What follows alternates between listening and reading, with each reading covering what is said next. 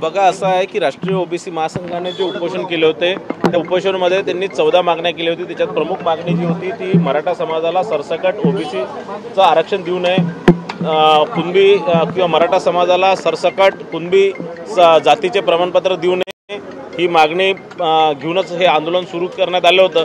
ती मागणी 2 सप्टेंबर 2025चा जो GR राज्य शासनाने काढला त्यामध्ये आमची मान्य झालेली आहे आणि म्हणून त्या विषयावर त्याच्या व्यतिरिक्त आणखीन 14 मागण्या राष्ट्रीय ओबीसी महासंघ आणि ओबीसी संघटनेच्या माध्यमातून करण्यात आले होते।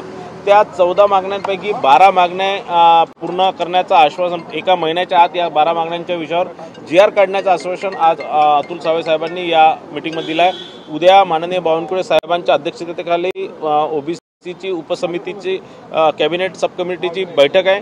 त्या बैठकीत या सगळ्या विषयांवरती चर्चा होणार आहे आणि या 12 मागण्या आमच्या पूर्ण होणार आणि महिन्याभरात या संदर्भातले GR निघणार आहे। 2 मागण्यांच्या संदर्भात आम्ही मुख्यमंत्री साहेबांना भेट घेऊन आणि बावनकुळे साहेबांची भेट घेऊन निश्चितच त्यात काही ना काही तोडगा आम्ही काढून तो निश्चितच करणार आहे।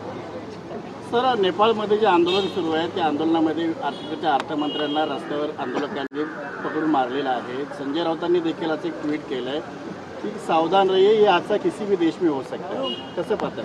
नाही बघा, या प्रकारचे जे म्हणजे जे माओवादी विचारसरणीचे जे लोक आहेत, जे एक सरकारला उलटवण्याचा किंवा ज्या प्रकारचा कटकार असताना अर्बन नक्षल ज्या प्रकारे करतात आहे, हेच प्रकार बांगलादेशमध्ये झाला। तोच प्रकार कुठेतरी भडकवण्याचा, जनसामान्यांना भडकवण्याचं काम जे बांगलादेशमध्ये झालं त्याच प्रकारचं नेपाळमध्ये झालं, त्याच प्रकारचं अनेक देशांमध्ये होत आहे आणि म्हणून यांना रोखण्याकरता आपल्या देशात या प्रकारचे अनेक कायदे आपण केलेले। आता नुकतंच महाराष्ट्रामध्ये जो महाराष्ट्र सुरक्षा कायदा जो अर्बन नक्षलांच्या विरोधात आहे तो एक मजबूत कायदा, या असं सगळं घडू नये, लोकांना भडकवण्याचं कोणी काम करू नये आणि देशाच्या विरोधात बंड पुकारण्याचा कोणीही प्रयत्न करू नये आणि म्हणूनच या प्रकारचे कडक कायदे या देशामध्ये आहे।